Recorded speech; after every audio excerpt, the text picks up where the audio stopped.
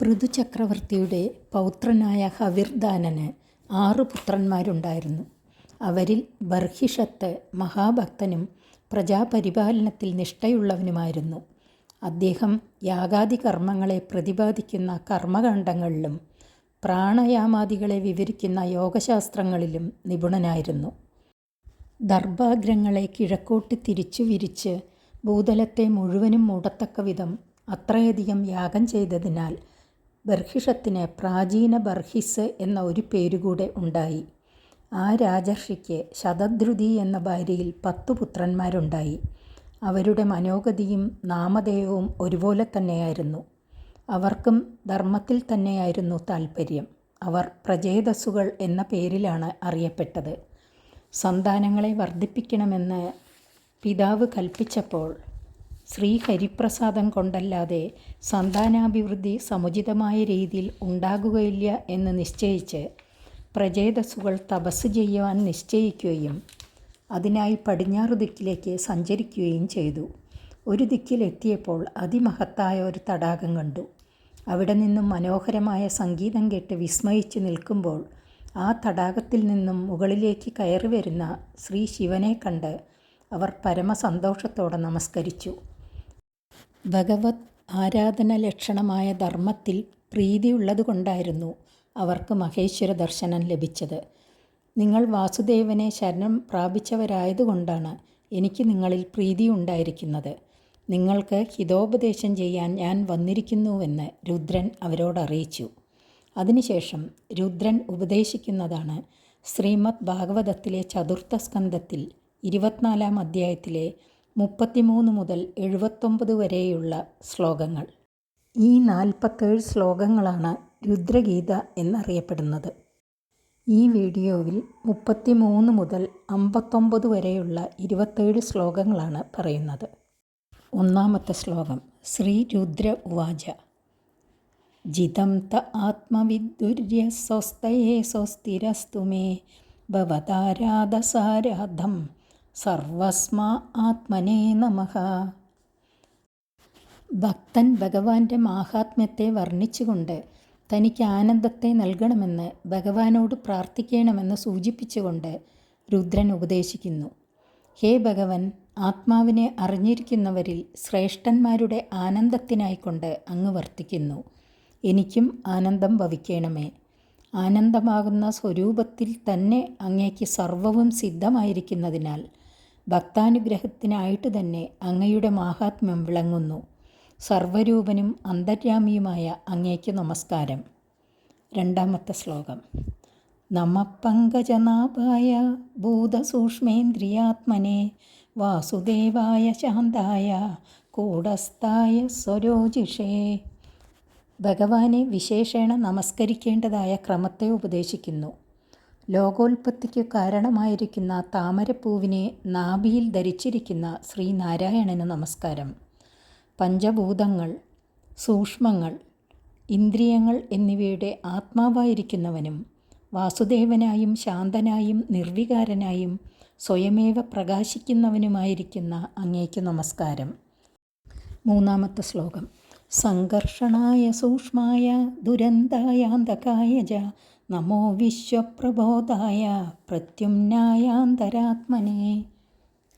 നാശരഹിതനും സ്വമുഖാഗ്നിയാൽ പ്രളയകാലത്തിൽ ലോകത്തെ ദഹിപ്പിക്കുന്നവനും അഹങ്കാരത്തിൻ്റെ അധിഷ്ഠാന ദേവതയും അഹങ്കാരത്തിൽ നിന്ന് വേർതിരിച്ചറിയാൻ സാധിക്കാത്ത വിധം സൂക്ഷ്മസ്വരൂപനുമായിരിക്കുന്ന സംഘർഷണനു നമസ്കാരം. ബുദ്ധിയുടെ അധിഷ്ഠാന ദേവതയും ബോധസ്വരൂപനും അന്തരാത്മാവുമായിരിക്കുന്ന പ്രദ്യുമ്നന് നമസ്കാരം. 4-ാമത്തെ ശ്ലോകം. നമോ നമോനുരുദ്ധായ ഋഷികേശേന്ദ്രിയാത്മനെ നമഃ പരമഹംസായ പൂർണ്ണായ നിഭൃതാത്മനെ. ഇന്ദ്രിയങ്ങളുടെ ഈശ്വരനായ, ഇന്ദ്രിയങ്ങളെ പ്രേരിപ്പിക്കുന്ന അനിരുദ്ധനായിക്കൊണ്ട് നമസ്കാരം. പരിപൂർണനും ക്ഷയവൃദ്ധിയില്ലാത്ത സ്വരൂപമുള്ളവനും സ്വർഗപ്രാപ്തിക്കും മോക്ഷത്തിനും കാരണമായിരിക്കുന്ന കലാകാഷ്ടാദികളായ കാലങ്ങളുടെ സ്വരൂപഭൂതനും സർവപ്രാണികളുടെ അന്തഃകരണത്തിൽ വസിക്കുന്നവനും സൂര്യസ്വരൂപനുമായ ഭഗവാന് എല്ലായ്പ്പോഴും നമസ്കാരം. 5-ാമത്തെ ശ്ലോകം. സ്വർഗാപവർഗദ്വാരായ നിത്യം ശുചിഷതേ നമഃ. നമോ ഹിരണ്യവീര്യായ ചാതുർഹോത്രായ തന്തവേ. ചാതുർഹോത്രം എന്ന ദൈവിക കർമ്മത്തെ സാധിപ്പിക്കുന്നവനും വാക്കുകളുടെ അധിഷ്ഠാന ദേവതയുമായിരിക്കുന്ന അഗ്നിസ്വരൂപനായ ഭഗവാന് നമസ്കാരം. പിതൃക്കൾക്കും ദേവകൾക്കും അന്നമായിരിക്കുന്നവനും അമൃതകിരണത്താൽ യാഗസാധനങ്ങളായ സോമലതാദികളെ അഭിവൃദ്ധിപ്പെടുത്തുന്നതുകൊണ്ട് വേദോക്ത കർമ്മങ്ങളുടെ പാലകനുമായിരിക്കുന്ന ചന്ദ്രസ്വരൂപനായ ഭഗവാനു നമസ്കാരം. 6-ാമത്തെ ശ്ലോകം. നമ ഊർജയിഷേത്രയ്യ പദയേ യത്നരേതസേ തൃപ്തിദായ ജീവാനാം നമഃ സർവരസാത്മനേ. മാധുര്യാദി ഷഡ്രസങ്ങളുടെ സ്വരൂപമായിരിക്കുന്നവനും സർവപ്രാണിവർഗങ്ങൾക്കും തൃപ്തിയെ നൽകുന്നതുമായ ജലസ്വരൂപനായ ഭഗവാന് നമസ്കാരം. സർവപ്രാണികളുടെ ഓരോ വൃഷ്ടി ശരീരമായും സമഷ്ടി ശരീരവുമായിരിക്കുന്ന ഭൂമി സ്വരൂപനായ ഭഗവാനു നമസ്കാരം. 7-ാമത്തെ ശ്ലോകം. സർവസത്വാത്മദേഹായ വിശേഷായ സ്തവീയസേ നമസ്ത്രൈലോക്യപാലായ സഹ ഓജോ ബലായ ച. പ്രാണരൂപനായിട്ട് ത്രിലോകത്തിലുള്ള പ്രാണിവർഗങ്ങളുടെ മനസ്സിനും ഇന്ദ്രിയങ്ങൾക്കും ശരീരത്തിനും സാമർഥ്യത്തെ നൽകി രക്ഷിക്കുന്ന വായുസ്വരൂപനായ ഭഗവാന് നമസ്കാരം. ശബ്ദദ്വാര ലൗകികാലൗകിക പദാർത്ഥങ്ങളെ അറിയിപ്പിച്ചും ഉള്ളിലും പുറത്തും സ്ഥലത്തെ നൽകി സകല വ്യവഹാരത്തിനും കാരണമായിരിക്കുന്ന ആകാശസ്വരൂപനായ ഭഗവാനു നമസ്കാരം. 8-ാമത്തെ ശ്ലോകം. അർത്ഥലിംഗായ നമസേ നമോന്തർബഹിരാത്മനെ നമഃ പുണ്യായ ലോകായ അമുഷ്മൈ ഭൂരിവർച്ചസേ. പുണ്യകർമ്മത്താൽ പ്രാപിക്കത്തക്കതും പ്രകാശബഹുളവുമായിരിക്കുന്ന സ്വർഗവൈകുണ്ഠാദി ലോകസ്വരൂപനായ ഭഗവാന് നമസ്കാരം. ജനനമരണാദി സംസാരപ്രാപ്തിക്ക് കാരണമായ പ്രവൃത്തി കർമ്മസ്വരൂപനും പുനരാവൃത്തിരഹിതമായ വൈകുണ്ഠപ്രാപ്തി രൂപമായ മോക്ഷം സാധിപ്പിക്കുന്ന നിവൃത്തി കർമ്മസ്വരൂപനും പിതൃദേവസ്വരൂപനുമായ ഭഗവാന് നമസ്കാരം. 9-ാമത്തെ ശ്ലോകം. പ്രവൃത്തായ നിവൃത്തായ പിതൃദേവായ കർമ്മണേ നമോ ധർമ്മവിഭാഗായ മൃത്യവേ ദുഃഖദായ ച. അധർമ്മകർമ്മത്തിൻ്റെ പരിഭാഗസ്വരൂപമായ ദുഃഖം യാതൊന്നോ അതിനെ പ്രാണികൾക്കു നൽകുന്ന ഭഗവാനു നമസ്കാരം. സർവ്വദേവന്മാരുടെയും ഈശ്വരനായിരിക്കുന്ന ഭഗവാൻ സർവാഭീഷ്ടങ്ങളെയും അറിഞ്ഞുകൊണ്ടും അന്തര്യാമിയായും എല്ലാം നൽകുവാൻ ശക്തനുമായിരിക്കുന്ന അങ്ങേക്കു നമസ്കാരം. 10-ാമത്തെ ശ്ലോകം. നമസ്ത ആശിഷാമീശ മനവേ കാരണാത്മനെ നമോ ധർമായ ബൃഹദേ കൃഷ്ണായ കുണ്ഡമേധസേ പുരുഷായ പുരാണായ സാംഖ്യയോഗേശ്വരായ ച. ഉത്തമ ലോകപ്രാപ്തിക്ക് ഹേതുവായിരിക്കുന്ന മഹത്തായ ധർമ്മം യാതൊന്നോ അതാകുന്ന സ്വരൂപത്തോടുകൂടിയ ഭഗവാന് നമസ്കാരം. ഒരു കാലത്തും നശിക്കാത്തതായ ജ്ഞാനശക്തിയോടുകൂടിയ നിത്യാനന്ദ സ്വരൂപനായ ദേവകീപുത്രനായ കൃഷ്ണനു നമസ്കാരം. ഏതുകാലത്തും നാശമില്ലാതെ ഇരിക്കുന്ന പുരാണ പുരുഷനായ ഭഗവാന് നമസ്കാരം. 11-ാമത്തെ ശ്ലോകം. ശക്തിത്രയസമേതായ മീഡുഷേഖം കൃതാത്മനെ ചേത ആകൂതിരൂപായ നമോ വാചോ വിഭൂതയേ. സത്വം രജസ് തമസ് എന്ന 3 വിധം ശക്തികളോടുകൂടിയ അഹങ്കാരതത്വത്തിൽ അധിവസിക്കുന്ന ശ്രീരുദ്രനായിക്കൊണ്ട് നമസ്കാരം. ജ്ഞാനരൂപേണ ചേതസ്സിലും ക്രിയാരൂപേണ ഇന്ദ്രിയങ്ങളിലും അധിവസിക്കുന്ന ഭഗവാന് നമസ്കാരം. വാഗിന്ദ്രിയത്തിൽ കൂടെ വിവിധ ശക്തികളോടുകൂടിയ വാക്കുകളെ പുറപ്പെടുവിക്കുന്ന ഭഗവാന് നമസ്കാരം. 12-ാമത്തെ ശ്ലോകം. ദർശനം നോ ദിദൃക്ഷൂണാം ദേഹി ഭാഗവതാർച്ചിതം രൂപം പ്രിയതമം സ്വാനാം സർവേന്ദ്രിയ ഗുണാഞ്ജനം. അങ്ങയുടെ ഭക്തന്മാർ ഏറ്റവും ആദരിക്കുന്ന അങ്ങയുടെ ദർശനത്തെ ആഗ്രഹിക്കുന്ന ഞങ്ങൾക്ക് ദർശനം നൽകണമേ.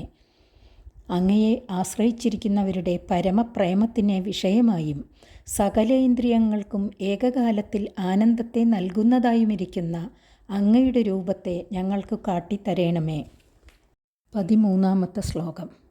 സ്നിഗ്ധപ്രാവൃഗ്ഗനശ്യാമം സർവസൗന്ദര്യസംഗ്രഹം ചാർവായത ചതുർബാഹും സുജാതരുചിരാനനം. വർഷകാലമേഘം പോലെ മൃദുവായും ശ്യാമളമായുമിരിക്കുന്ന നിറത്തോടും സർവസൗന്ദര്യത്തിൻ്റെ സംഗ്രഹത്തോടും മനോഹരങ്ങളും ആയുധങ്ങളുമായ 4 കൈകളോടും വൃത്തമൊത്തതും ഭക്തമനസ്സിനെ അപഹരിക്കുന്നതുമായ മുഖത്തോടും കൂടിയതാകുന്നു അങ്ങയുടെ സ്വരൂപം. 14, 15, 16 ശ്ലോകങ്ങൾ. പത്മകോശപലാശാക്ഷം സുന്ദരഭ്രൂസുനാസികം സുദ്ദിജം സുഖപോലാസ്യം സമകർണവിഭൂഷണം പ്രീതിപ്രഹസിതാഭാംഗ അളകൈരൂപശോഭിതം ലസത്പങ്കജകിഞ്ചൽക ദുഗൂലം മൃഷ്ടകുണ്ടലം സ്ഫുരത്കിരീടവലയഹാരനൂപുരമേഖലം ശംഖചക്രഗദാ പത്മമാലാമണ്യുത്തമർദിമത്. താമരദളങ്ങൾ പോലെ നീണ്ടിരിക്കുന്ന നേത്രങ്ങളോടും സൗന്ദര്യമുള്ള പുരികങ്ങളോടും നാസികയോടും ശോഭനമായ ദന്തത്തോടും ശോഭയുള്ള കവിൾത്തടങ്ങളോടും കൂടിയ മുഖത്തോടും സമാകൃതിയിലിരിക്കുന്ന കർണങ്ങളാകുന്ന ഭൂഷണത്തോടും കൂടിയിരിക്കുന്ന അങ്ങയുടെ രൂപം ഭക്തന്മാരെക്കുറിച്ചുള്ള പ്രീതിയെ സൂചിപ്പിക്കുന്ന മന്ദഹാസത്തോട് ചേർന്നിരിക്കുന്ന കടക്കണ്ണുകളെ കൊണ്ടുള്ള നോട്ടത്തോടുകൂടിയതും കുറുനിരകളാൽ പ്രകാശിക്കുന്നതും താമര കേസരം പോലെ മഞ്ഞ നിറമുള്ള വസ്ത്രം ധരിച്ചിരിക്കുന്നതും ഉജ്ജ്വലിക്കുന്ന കുണ്ടലങ്ങളോട് കൂടിയതുമായിരിക്കുന്ന ഭഗവത് സ്വരൂപം ഏറ്റവും തിളങ്ങുന്ന കിരീടം, വലയങ്ങൾ, ഹാരങ്ങൾ, കാൽച്ചിലമ്പുകൾ, അരഞ്ഞാൾ, ശംഖം, ചക്രം, ഗദ, പത്മം, വനമാല, കൗസ്തുഭരത്നം എന്നിവയാൽ ശോഭാസമ്പത്തോടുകൂടിയതും ആകുന്നു. 17 ശ്ലോകം. സിംഹസ്കന്ധത്യുഷോ ബിഭ്രൽ സൗഭഗഗ്രീവകൗസ്തുഭം ശ്രിയാനപായിന്യാക്ഷിപ്ത നികാഷാശ്മോരസോല്ലസത്. സിംഹത്തിൻ്റേതുപോലെയിരിക്കുന്ന സ്കന്ധങ്ങളുടെ ശോഭയോടുകൂടിയതും വിട്ടുപിരിയാതെയിരിക്കുന്ന ലക്ഷ്മീദേവിയാൽ ശോഭിക്കുന്ന മാറിടത്തിൻ്റെ ശോഭ കൊണ്ട് ജ്വലിക്കുന്നതുമാകുന്നു ഭഗവാന്റെ രൂപം. 18 ശ്ലോകം. പൂരരേചക സംവിഘ്ന വലിവൽഗുദലോദരം പ്രതിസംക്രമായ ദ്വിശ്വം നാഭ്യാവർത്തഗഭീരയ. ശ്വാസം ഉള്ളിലേക്ക് വലിക്കുന്നതുകൊണ്ടും പുറത്തേക്ക് വിടുന്നതുകൊണ്ടും ഇളകിക്കൊണ്ടിരിക്കുന്ന ത്രിവലികളാൽ മനോഹരമായും ആലില പോലെ ഇരിക്കുന്നതായ ഉദരത്തോടുകൂടിയതും ഉദരത്തിലുള്ള ലോകത്തെ പുറത്തേക്ക് വിട്ടിരിക്കുന്ന മാർഗമായ ആഴമേറിയ നാഭിയിൽ കൂടെ തന്നെ ഉള്ളിലേക്ക് ലയിപ്പിക്കുവാനും ഒരുങ്ങിയിരിക്കുന്നുവോ എന്നു തോന്നുമാറിയിരിക്കുന്നതുമാകുന്നു ഭഗവാന്റെ സ്വരൂപം. 19 ശ്ലോകം. ശ്യാമശ്രൗണ്യതിരോചിഷ്ണു ദുഗൂല സ്വർണമേഖലം സമചാർവംഗ്രിജങ്കോരു നിമ്നജാനു സുദർശനം. ശ്യാമള നിറമായ അരക്കെട്ടിൽ പ്രകാശിക്കുന്ന മഞ്ഞപ്പട്ടിന്മീതെയുള്ള സ്വർണ്ണ അരഞ്ഞാണത്തോടുകൂടിയും സമങ്ങളും മനോഹരങ്ങളുമായ പാദങ്ങൾ, കണങ്കാലുകൾ, തുടകൾ എന്നിവയോടും പതിഞ്ഞിരിക്കുന്ന മുട്ടുകളോടും മനസ്സിനെ ആനന്ദിപ്പിക്കുന്ന കാഴ്ചകളോടും കൂടിയിരിക്കുന്ന ശ്രീഹരിരൂപം. 20 ശ്ലോകം. പദാശരത് പത്മപലാശരോജിഷ നഗദ്യുഭിർനോന്തരകം വിധുന്നത പ്രദർശയസ്യൂയമഭാസ്തസാദ്വസം പദം ഗുരോ മാർഗഗുരുസ്തമോജുഷാം. ചന്ദ്രകിരണം പോലെ ശോഭിക്കുന്ന നഖകാന്തികൾ കൊണ്ട് ഉപാസകന്മാരായ ഞങ്ങളുടെ ആന്തരതാപത്തെ നശിപ്പിക്കുന്നതും ശരത്കാലത്തിൽ വിരിഞ്ഞു നിൽക്കുന്ന താമരയുടെ ദളം പോലെ കാന്തിയോടുകൂടിയതുമായ അങ്ങയുടെ പാദമാകുന്ന ദീപത്തിൽ നിന്ന് പുറപ്പെടുന്ന കാന്തിയാൽ ഹേ ഗുരു, അജ്ഞാതന്മാരായവർക്ക് വഴികാട്ടിക്കൊടുക്കുന്ന അങ്ങയുടെ ഭക്തന്മാരുടെ സംസാരഭീതിയെ നിശേഷം നശിപ്പിക്കുന്ന ലാവണ്യനിദാനമായ അങ്ങയുടെ സ്വരൂപത്തെ കാട്ടിത്തരേണമേ. 21 ശ്ലോകം. ഏതദ്രൂപമനുദ്ദേയം ആത്മശുദ്ധിമഭീപ്സതാം യദ്ഭക്തിയോഗോഭയതഃ സ്വധർമ്മമനുതിഷ്ഠതാം. ജീവൻ്റെ ശുദ്ധിയെ ആഗ്രഹിക്കുന്ന ഭക്തന്മാരാൽ ഇപ്രകാരമിരിക്കുന്ന അങ്ങയുടെ രൂപം നിരന്തരം നമസ്കരിക്കത്തക്കതും ധ്യാനിക്കത്തക്കതുമാകുന്നു. എന്തുകൊണ്ടെന്നാൽ ഭക്തന്മാരുടെ ധർമ്മമായ സ്തോത്ര നമസ്കാര ധ്യാനാദികളെ ശീലിക്കുന്നതുകൊണ്ട് സംസാരത്തിൽ രണ്ടാമത് പ്രവേശിക്കേണ്ടി വരുമോ എന്നുള്ള ഭീതി നിശേഷം നശിക്കുന്നു. 22 ശ്ലോകം. ഭഗവാൻ ഭക്തിമതാ ലഭ്യോ ദുർലഭ സർവദേഹിനാം സ്വരാജ്യസ്യാപ്യഭിമത ഏകാന്തേനാത്മവിദ്യതീഹി. സാധാരണ ജനങ്ങൾക്ക് ലഭിക്കാൻ സാധിക്കാത്തവനാകുന്നുവെങ്കിലും അങ്ങ് ഭക്തന്മാരാൽ പ്രാപ്യനാകുന്നു. സ്വർഗത്തിൽ വസിക്കുന്നവരും അങ്ങയെ പൂജ്യനായിട്ട് കരുതുന്നു. എല്ലാറ്റിൽ നിന്നും വിരക്തനായിരിക്കുന്ന ഏകാന്ത ഭക്തനായ ആത്മജ്ഞാനിയും അങ്ങയെ ആഗ്രഹിക്കുന്നവനാകുന്നു. 23-ാമത്തെ ശ്ലോകം. തം ദുരാരാധ്യമാരാധ്യ സദാമഭി ദുരാഭയ ഏകാന്തഭക്ത്യാ കോ വാഞ്ചേത് പാദമൂലം വിനാബഹി. സദാചാര തൽപരന്മാർക്കു കൂടെ ലഭിപ്പാൻ പ്രയാസമുള്ള അങ്ങയെ പരമഭക്തിയോടുകൂടി ആരാധിച്ചതിൻ്റെ ഫലമായിട്ട് അങ്ങയുടെ പാദമൂലത്തെ മാത്രമല്ലാതെ അന്യമായ വിഷയസുഖത്തെ ഏതൊരു പണ്ഡിതൻ ആഗ്രഹിക്കും? വിചാരശീലനാണെങ്കിൽ ഒരിക്കലും ആഗ്രഹിക്കുകയില്ല. അങ്ങയുടെ ദർശനം മാത്രം ഞങ്ങൾക്കു നൽകണം. 24-ാമത്തെ ശ്ലോകം.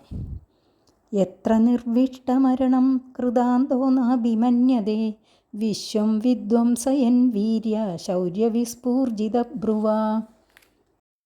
വീര്യശൗര്യങ്ങളാൽ ചലിപ്പിക്കുന്ന പുരികങ്ങൾ കൊണ്ട് ലോകത്തെയെല്ലാം നശിപ്പിക്കുവാൻ സമർത്ഥനാകുന്നുവെങ്കിലും അന്തകൻ അങ്ങയെ ശരണം പ്രാപിച്ചിരിക്കുന്നവനെ മാത്രം തിരിഞ്ഞു നോക്കുകയില്ല.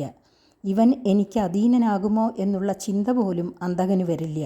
അതിനാൽ നാശഭീതിയില്ലാത്ത ഭഗവത് പാദമൂലത്തെ തന്നെ ഞങ്ങൾ ആശ്രയിക്കുന്നു. 25-ാമത്തെ ശ്ലോകം. ക്ഷണാർദ്ധേനാഭിതുലയേ ന സർഗം ന പുനർഭവം ഭഗവൽ സംഗി സംഗസ്യ മർത്യാനാം കിമുദാശിഷഃ. അങ്ങയെ ആശ്രയിച്ചിരിക്കുന്ന ഭക്തജനങ്ങളുടെ സംസർഗം അല്പസമയം സിദ്ധിക്കുന്നതായാൽ അതിനു തുല്യമല്ല സ്വർഗവും മോക്ഷസുഖവും കൂടെ എന്നു തന്നെ ഞാൻ ഖണ്ഡിച്ചു പറയുന്നു.